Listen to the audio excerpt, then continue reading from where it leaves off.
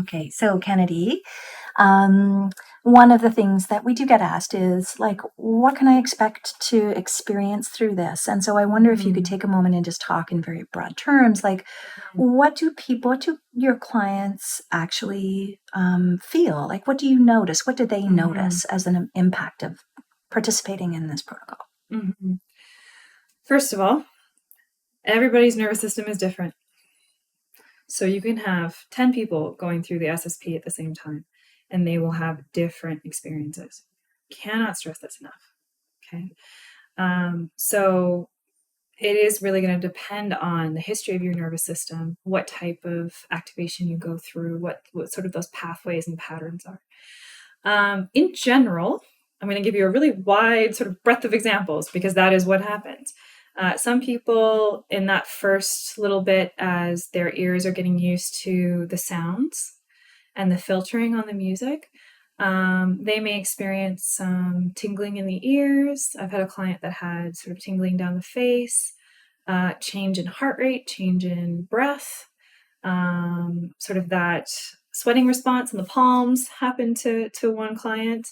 Some I'm just remembering now, another clients of mine ended up feeling a little bit hungry every time I listen to the SSP. Some people feel tired. Uh, the nervous system is getting used to that stimuli as we're listening and as the SSP is doing its job. So especially within the first hour, there's a lot of just getting used to it and orienting the nervous system, orienting to what's going on, why is this happening, and and just getting used to it. Some people don't experience anything. They may not feel anything, and that's also okay. As the body gets used to the SSP and the sounds and the filtering, then typically some other things emerge. Around hour 3 to 4 is when I've seen a lot of my clients start to experience some pretty deep relaxation. So I've had a couple clients fall asleep when they've experienced insomnia, which is pretty awesome. Or start to engage in spontaneous social behavior or start to approach things that have scared them with a bit more ease. Uh, and that seems to come in around hour 4 to 5 for some of my clients and the cases that I've seen. Again, some clients don't feel like they're experiencing a lot of changes, but maybe other people are commenting that they notice changes in how they're showing up or how they're carrying their bodies or how their voice sounds. That's something I've heard. Or if it's parents that are guiding a child through it, they're noticing changes in their child. Maybe they're listening more to their voices, or, it's a little bit less of an issue to go through bedtime, things like that. So those are, I know that's a really wide breadth of examples. But Cynthia, what have you noticed, or if there's anything you would add Mhm. to what your clients have experienced? Yeah, one of the things that I think can happen is we actually start to hear a little differently. And so our Mm-hmm. experience of hearing music can actually be accentuated.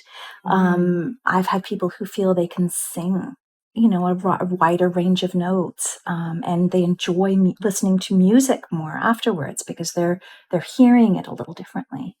Um, and I think the other thing that I think is really, kind of like um, common for people to experience is just sort of an overall increased sense of resilience and not being kind of taken out by problems as much.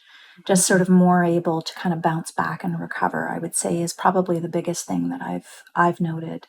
Mm-hmm. I think the other piece is, one of the aspects of our role, which is that um, we actually help to sort of track these changes. Sometimes they're Yes. hard to see. Mm-hmm. So, we actually, part of the monitoring process is we actually Mm-hmm. help people to note and find, like, sometimes it's a bit of a scavenger hunt to find where the changes have happened in people's lives. Do Yes. you notice that too? Yes, absolutely. I've had clients say to me, "Yeah, I don't feel much. I don't notice anything, but I notice those nonverbal changes. For example, the muscles in the face can change.